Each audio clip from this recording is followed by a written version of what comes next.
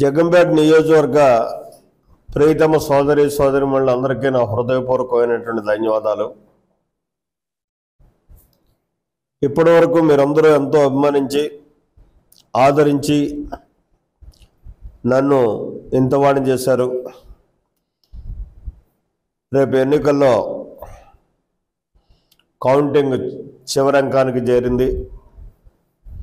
ఈ కౌంటింగ్ సందర్భంలో మనం అందరం సమైక్యంగా లా అండ్ ఆర్డర్ను గౌరవించాల్సినటువంటి బాధ్యత ఉంది.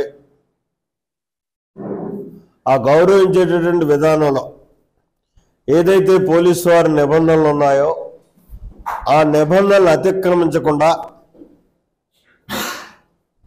మరి 144 సెక్షన్ ఉంది కాబట్టి దాన్ని అనుసరించి రేపు విజయోత్సవాలు చేసుకోవడం కానీ, అదే రకంగా ఊరేగింపులు చేసుకోవడం కానీ,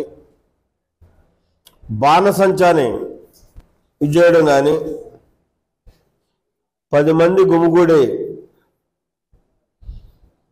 ఎదుటి వారిని ఇబ్బంది పెట్టేటటువంటి పరిస్థితులు కానీ కల్పించకుండా క్రమశిక్షణ కలిగినటువంటి ప్రజలుగా